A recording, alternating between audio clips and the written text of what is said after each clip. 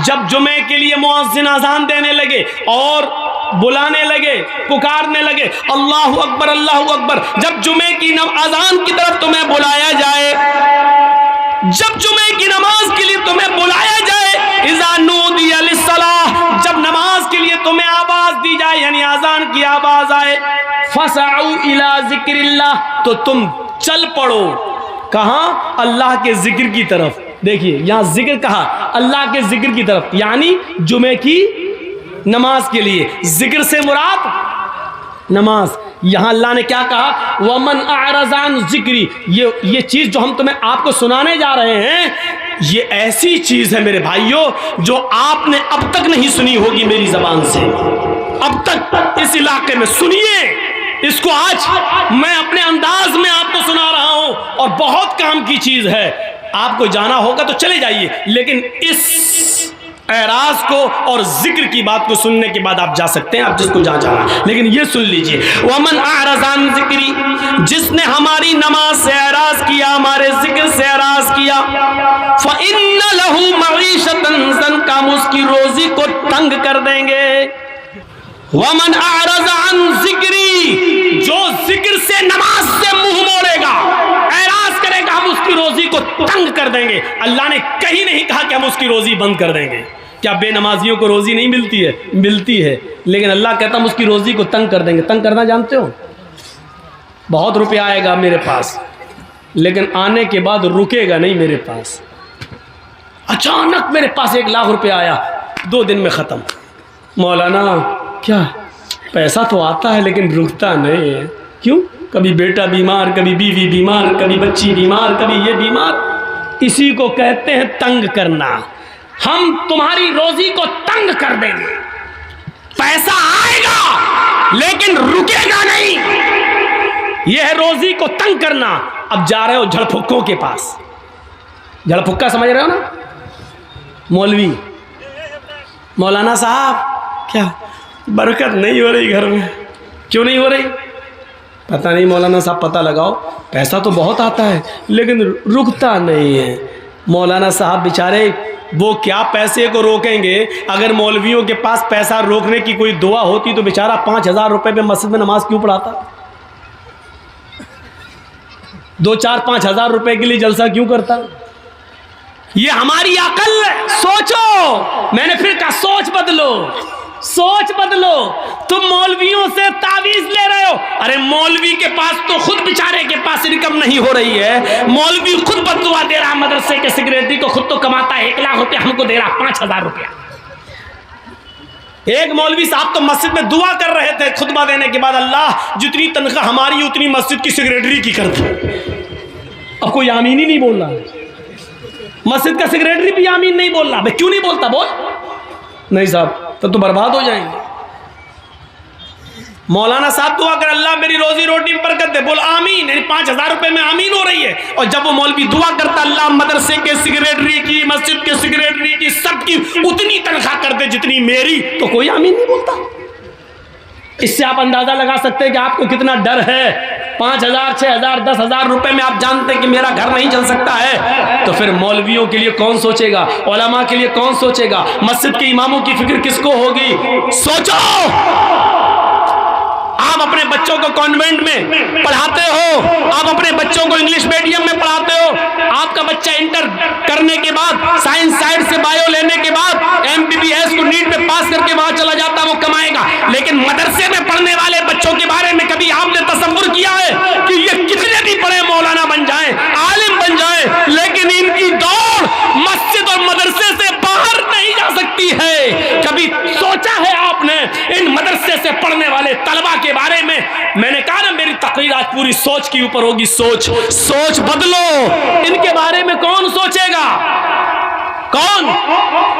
एक MLA, एक MP, एक सरपंच, एक मुखिया अपनी बेटी की शादी बड़े धूमधाम से कर रहा है, लेकिन इसी गांव में एक वो गरीब लड़की भी रहती है जिसके बाप के पास मोटरसाइकिल खरीदने का पैसा नहीं है कि वो देकर अपनी बेटी का हाथ पीला कर सके। इस बेटी के बारे में कौन सोचेगा? किसको फिक्र होनी चाहिए? MLA, MP की बेटी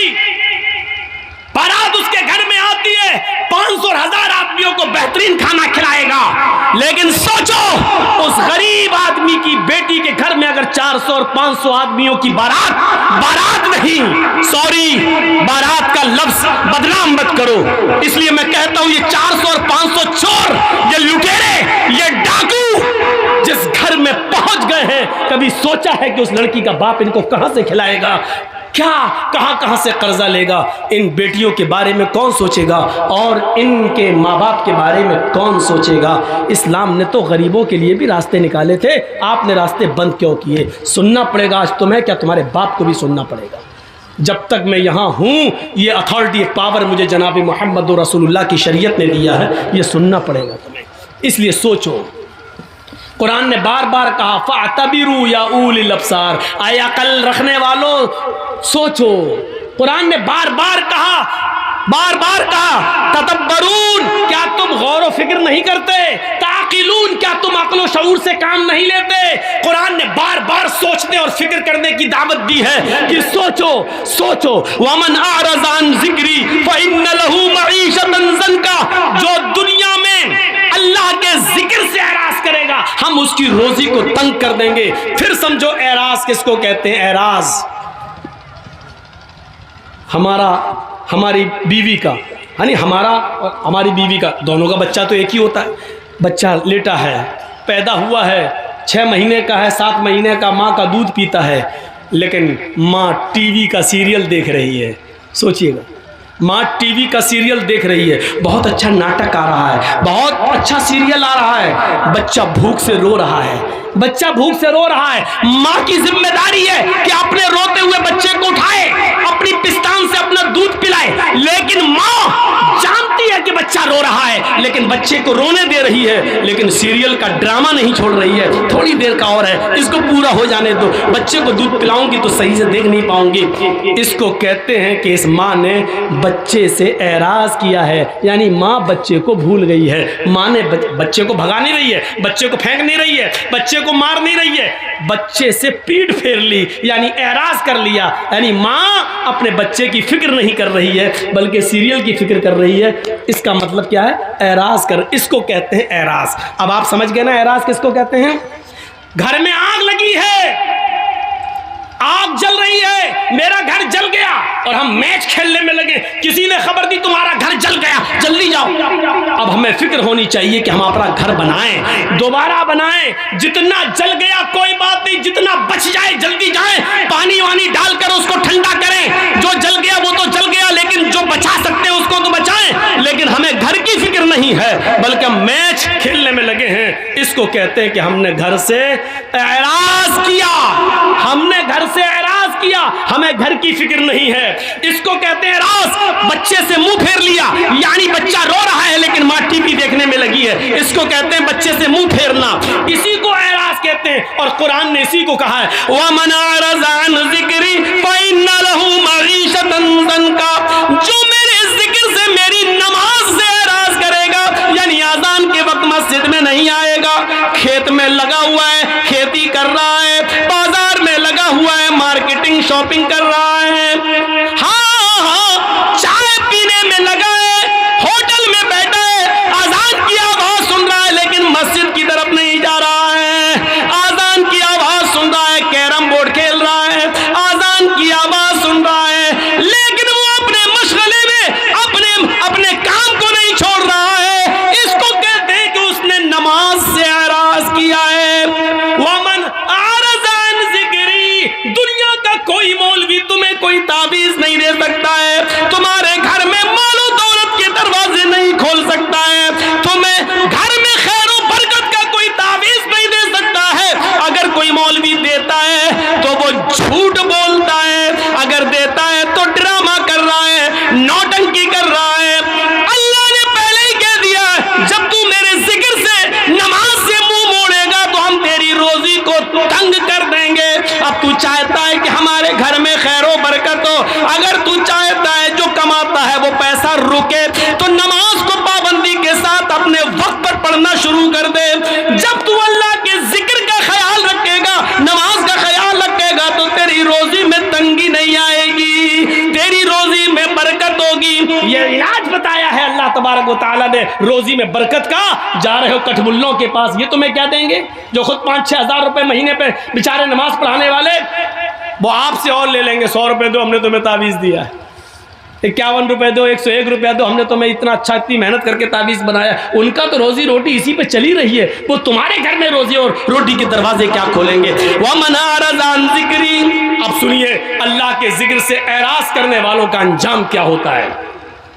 नमाज को नमाज के वक्त में न पढ़ने वालों का अंजाम क्या होता है, वो भी सुन लीजिए। सन 1995 की बात है, 1995 की तकरीबन। सुनिएगा गौर से, ये वाक़या हमारे और आपके दिलों को झंझोड़ देगा। ये बात कब की है? सन 1995 की, 1995। 21 साल ये, 5 वो, तकरीबन 26 साल पुराना वाक़या मैं बता रहा हूँ। सुनिए, गाजियाबाद से बाई रोड की बात कर रहा हूँ, बाई रोड, जब आप लखनऊ से कटते हुए, बरेली होते हुए, मुरादाबाद होते हुए जब आप गाजियाबाद जाएंगे, और गाजियाबाद से जो सड़क दिल्ली की तरफ गई है, बीच में एक एरिया है, गांव है, उसका नाम है लोनी। मशहूर जगह है लोनी, मुसलमानों की बस्ती है, काफ़ी मुसलमान उसमें रहते हैं, बहुत अमीर और पैसे वाले लोगों की बस्ती। उस बस्ती में, लोनी के अंदर, 2 सगे भाइयों की शादी होना थी। दोनों सगे भाइयों की शादी, और जिस गांव में बारात जाना थी वो एक ही गांव है। एक ही गांव में, लड़कियां अलग अलग थी, लेकिन बारात एक ही गांव में जाना थी। तो शादी से, जैसे कल सुबह बारात जानी है, कल दोपहर में या 4 बजे के बाद, असर के बाद बारात जानी है, तो एक रात, यानी उससे एक रात पहले इन दोनों नौजवानों ने सोचा कि इस रात को रंगीन बनाया जाए, खेल तमाशा किया जाए। तो ये दोनों नौजवान दिल्ली से कुछ तवाइफों को लेके आए। अब तवाइफ तो नहीं बताना पड़ेगी, वो तो समझते ही है। तवाइफों को लेके आए, और वो तवाइफ गाड़ियों से लाई गई, यानी इस आदमी ने अपनी गाड़ी से बुलवाई। पैसे वाले लोग थे। इशा की नमाज, अजान के बाद, नमाज के बाद दौर चलता है शराब का, दौर चलता है नाच और गाने का। इस लड़के ने अपने यार दोस्तों को बुलाया, दोनों लड़कों ने अपने घर में दावत दी। मिनट मिनट पर चाय बनी, मिनट मिनट पर शराब आ रही है, मिनट मिनट पर दौर चल रहा है, और वो तवाइफें नाच रही हैं, डांस कर रही हैं, अपने जिस्म की नुमाइश कर रही हैं, गाना गा रही हैं, और देखने वालों की आंखों को ठंडा कर रही हैं अपने जिस्म को दिखा दिखा कर। ये नाच और गाना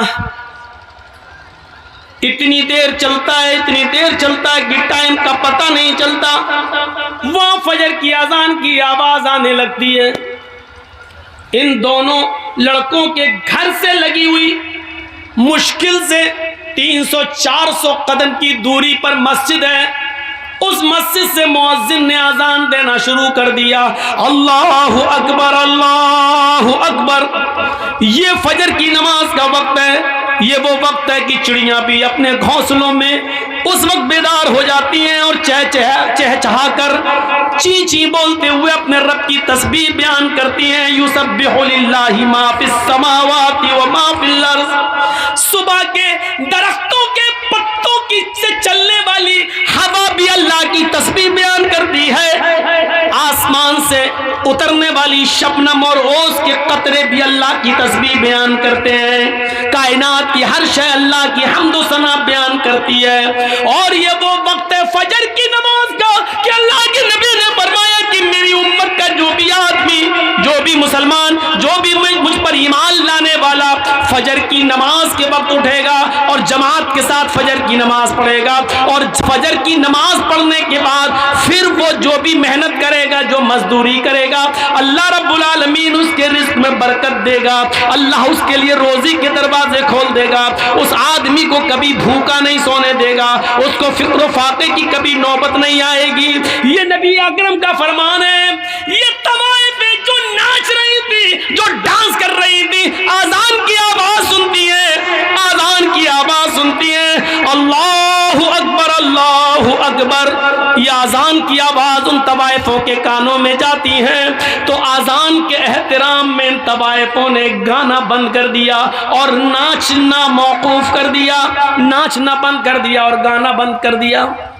खामोश हो गई, न नाच रही हैं न गा रही हैं। इन दोनों लड़कों ने देखा कि इनके पायलों की छनकार रुक गई है, इनके पैर जो अभी जमीन पर थरक रहे थे वो रुक गए हैं, मुंह से सुरीली आवाज में जो गाने की आवाज आ रही थी वो गाने रुक गए हैं। तो इन दोनों नौजवानों ने कहा क्या हुआ तवाइफों से, क्यों रुक गई हो, क्या बात है? इन तवाइफों ने जवाब दिया, मस्जिद से आजान की आवाज आ रही है, हम आजान के एहतराम में रुक गए हैं, हम भी मुसलमान हैं, अगरचे नमाज नहीं पढ़ते हैं तो क्या हुआ, लेकिन आजान का एहतराम करते हैं, हम आजान का एहतराम करते हैं, हमारी मजबूरियों ने हमको तवाइफ बना दिया है, नाचने और गाने वाला बना दिया है, वरना हम तवाइफ नहीं थे। हमारा ये मतलब नहीं है कि हम नाचेंगे नहीं, गाएंगे नहीं, लेकिन इतनी देर रुक जाने दीजिए जितनी देर मस्जिद से आजान की आवाज आ रही है, हमको इतनी देर रुक जाने दीजिए। हमने आजान के वक्त कभी गलत काम नहीं किया है, हमने आजान के वक्त कभी गलत काम नहीं किया है, आजान का एहतराम मैं करती हूँ, मैं अभी नाच नहीं सकती और गा नहीं सकती। इन दोनों नौजवान लड़कों ने जो जुमले कहे वो सुनो क्या थे। इन दोनों नौजवान लड़कों ने जवाब दिया, सुनो सुनो गाने सुनने वालों, सुनो टीवियां देखने वालों, सुनो मोबाइलों में 1 GB और 2 GB मिलती है तो पूरी फिल्मों में और ड्रामे देखने वालों। इन दोनों नौजवानों ने जवाब दिया इन तवाइफों से, अजान तो दिन भर में 5 मरतबा होती है, लेकिन तुम तो रोजाना नहीं आती हो, मुअज्जिन का काम है अजान देना, वो अपना काम कर रहा है, तुम्हारा काम है नाचना और गाना, तुम अपना काम करो, अगर तुम रुक गई तो हम तुम्हें रात भर की मेहनत नहीं देंगे। उन तवाइफों ने सोचा कि मुझे रात भर की मेहनत न मिले तो इससे बेहतर है कि नाच लूं, दिलों का हाल तो अल्लाह जानता है कि मैं अजान का एहतराम कर रही हूँ। वो औरतें, वो तवाइफें फिर नाचने लगी, अजान की आवाज आ रही है, उनका दिल गवारा नहीं कर रहा है नाचना, लेकिन इन दोनों भाइयों ने कहा मुअज्जिन अपना काम करता है, तुम अपना काम करो, अगर नहीं करोगी तो हम तुम्हें मेहनत नहीं देंगे, हम जो सौदा हुआ है वो तुम्हें रकम नहीं देंगे। उन तवाइफों ने दोबारा नाचना और गाना शुरू कर दिया। सुनो, अजान के वक्त फिल्में देखने वालों, अजान के वक्त नाचो गाना देखने वालों, अल्लाह के जिक्र से मुंह फेरने वालों, बजाय मस्जिद के अपने खेतों में जाने वालों, बजाय मस्जिद के मॉल में शॉपिंग करने वालों, बजाय मस्जिद में जाने के होटलों में बैठ के चाय पीने वालों, बजाय मस्जिद में जाने के इंडिया पाकिस्तान का मैच देखने वालों, बजाय मस्जिद में जाने के अपने आप को लहू व लहब में मसरूफ रखने वालों, इन तवाइफों ने नाच गाना शुरू कर दिया। ये नाचती रही हो, ये नाच गाना सुबह 7 बजे तक चलता है। अपने वादे के मुताबिक इन दोनों भाइयों ने अपने वादे के मुताबिक इन दोनों भाइयों ने उन तवाइफों को पूरी मजदूरी दी। उन तवाइफों ने कहा, देखिए हम औरत जात हैं, पेशावर तवाइफ जरूर है, हम पैसा मिलता है, सिर्फ नाचते और गाते हैं, लेकिन अपने जिस्म का सौदा नहीं करते हैं, हमारी इज्जत को खतरा है, तुम लोग इज्जत के साथ मुझे लेके आए हो, मुझे इज्जत के साथ दिल्ली तक पहुंचा दो। इन दोनों भाइयों ने सोचा कि चलो लौंडी से दिल्ली है ही कितना दूर, हम इनको पहुंचा देते हैं, फिर वापस आ जाएंगे, 2 बजे के बाद तो बारात जाना है, अभी तो जाएगी नहीं, हम इनको छोड़ के वापस आ जाते हैं। दोनों भाई उन तवाइफों को पहुंचाने जा रहे हैं। तवाइफों की गाड़ी आगे चलती है और इन दोनों भाइयों की गाड़ी पीछे चल रही है। तवाइफों की गाड़ी आगे चलती है, तवाइफों का जो ड्राइवर था वो थोड़ा होशियार था, इसलिए उसने बहुत होशियारी के साथ गाड़ी को मोड़ मार कर निकाल लिया। लेकिन सामने से आने वाले ट्रक ने इन दोनों भाइयों की गाड़ी में ऐसी टक्कर मारी कि इन दोनों भाई की गाड़ी कई हिचकोले खाने के बाद काफी दूर गिरती है, एक खेत में गिरती है। आनन फानन लोगों की भीड़ जमा हो जाती है। किसी तरह कार का, गाड़ी का ढक्कन खोला जाता है, उसकी खिड़की खोली जाती है, उसकी विंडो खोली जाती है। लेकिन दोनों भाइयों की लाशें इतनी बिगड़ चुकी हैं, इतनी खराब हो चुकी हैं कि पहचान से बाहर है कि बड़े भाई की लाश कौन सी है और छोटे भाई की लाश कौन सी है। पहचान नहीं, पहचान से दूर है। ऐसी टक्कर होती है ट्रक से कि गाड़ी दूर गिरती है। बड़ी मुश्किल से ढक्कन खोला गया। बस करो भैया, पी लेना बाद में चाय यार, हम इनको मना कर रहे हैं, पीछे से आप बोल रहे हैं। दोनों भाइयों की गाड़ी खिड़की खोली जाती, ढक जब खिड़की तो लाश पहचानने में नहीं आ रही है कि बड़े भाई की लाश कौन सी है, छोटे भाई की लाश कौन सी है। इन दोनों लाशों को उठाया गया है, पोस्टमार्टम के बाद माँ बाप के हवाले किया गया है। जरा इस अंजाम को नौजवानों कभी सोचा है आपने? सोचा है आपने? 2 बजे के बाद इन दोनों की बारात जाना थी, लड़की वाले के गांव में, लड़की के गांव में, लड़कियों के गांव में इन दोनों की बारात जाना थी। जरा सोचिए, फिर हम वहीं आएंगे, सोचिए हम वहीं आएंगे, आपको बार बार वहीं ला रहे हैं, सोचिए। अभी इन दोनों की बारात लड़कियों के गांव में जाना थी, अब बारात नहीं जा रही है, अब इनका जनाजा कब्रिस्तान की तरफ जा रहा है। थोड़ी देर में कहां से कहां तब्दीली आ गई, चेंजिंग देखिए। अभी 2 बजे के बाद, 4 बजे के बाद, मगरिब के बाद इनकी बारात लड़कियों के गांव में जाना चाहिए, लेकिन अब इन दोनों लड़कों को गांव में नहीं बल्कि कब्रिस्तान ले जाया जा रहा है। अभी कुछ देर के बाद इन दोनों लड़कों को लड़की के माँ बाप की तरफ से मिले हुए कपड़े पहनना थे, सेहरा पहनना था, दूल्हा बनना था, इनको नए कपड़े पहनना था। लेकिन थोड़ी देर में अब इनको नए कपड़े नहीं बल्कि नया कफन पहनाया जा रहा है। तसव्वुर कीजिए, फिर कहता हूं सोचिए, अभी इनको कपड़े पहनना थे नए, लड़की के माँ बाप की तरफ से मिले हुए कपड़े पहनना थे, लेकिन अब बाप की तरफ से इनको कफन पहनाया जा रहा है। मेरे भाइयों जरा सोचिए, अभी थोड़ी देर के बाद इनको शादी के मंडप पे बैठना था, वही मौलवी है जो अभी थोड़ी देर के बाद इन दोनों का खुतबा निकाह पढ़ाना था उसको। या अय्युहल्लज़ीना आमनू तक़ुल्लाह हक़्क़ तुक़ातिह या अय्युहन्नासु तक़ू रब्बकुम या अय्युहन्नासु तक़ू, ये तब दुआएं पढ़ना थी उसको। अभी खुतबा निकाह में ये आयतें उसको पढ़ना थी, लेकिन अब वही मौलवी खुतबा निकाह के बजाय अल्लाहुम्मा ग़फ़िर लिहय्यिना व मय्यतिना व शाहिदिना व गाइबिना व सगीरिना व कबीरिना पढ़ रहा है। आपने सोचा है, आपने कभी गौर किया है, ये है अल्लाह के जिक्र से एराज करने का अंजाम। वमन अरज़ अन ज़िक्री फ़इन्न लहू मईशतन ज़ंका। कितनी खामोशी के साथ सुन रहे हैं अभी आप, ऐसा लग रहा है जैसे सरों पे कौवे बैठे हों। मौलाना साहब बात तो बड़ी अच्छी कर रहे हैं, लेकिन अभी देखिएगा। क्या बेटा अभी अकल में नहीं आई तुम्हारे?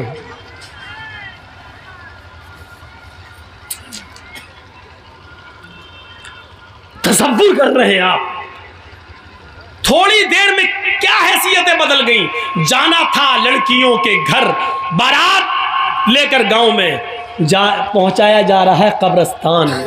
पहनना थे लड़की के माँ बाप की तरफ से मिले हुए कपड़े, पहनाया जा रहा है कफन। मौलवी को पढ़ना था या अय्युहल्लज़ीना आमनू तक़ुल्लाह हक़्क़ तुक़ातिह, कुरान की आयतें पढ़ के निकाह पढ़ाना था, लेकिन उसी मौलवी को अब क्या पढ़ना पड़ रहा है? अल्लाहुम्मा ग़फ़िर लिहय्यिना व मय्यतिना व शाहिदिना व गाइबिना व सगीरिना व कबीरिना। थोड़ी देर में हैसियतें बदल गई। अंजाम सोचो, जिसने उन तवाइफों को अजान के वक्त भी नचवाया हो, इन दोनों नौजवान लड़कों का अंजाम क्या हुआ। और फिर ये तो दुनियावी अंजाम है, कब्र के अंदर ये अपने अंजाम को क्या भुगत रहे होंगे, ये तो अल्लाह ही बेहतर जाने। और जहन्नम के अंदर अपने अंजाम को क्या भुगतेंगे। मेरे भाइयों, ये तो अल्लाह ही बेहतर जाने। हम तो मुसलमान होने के नाते से सिर्फ दुआए मग़फ़िरत ही कर सकते हैं, अल्लाह इनके गुनाहों को माफ़ फरमा दे। मेरे भाइयों, ये दुआ हर मुसलमान का हक़ है करने का, लेकिन माफ़ करना न करना ये तो अर्श वाला जानता है कि उसको माफ़ करना चाहिए कि नहीं करना चाहिए। ज़रा तसव्वुर करो कि क्या ये आदमी गुनाह की माफ़ी के लायक है जो तवाइफों से ये कह रहा हो कि अजान तो 5 वक्त होती है, तुम रोज़ाना थोड़ी आती हो, अजान तो फिर भी हो जाएगी, तुम बार बार थोड़ी आओगी, मुअज्जिन अपना काम कर रहा है, तुम अपना काम करो। ज़रा तसव्वुर करो, क्या ऐसा शख्स अल्लाह की अदालत में गुनाह की तौबा के लायक है? क्या अल्लाह ऐसे शख्स को माफ़ कर सकता है?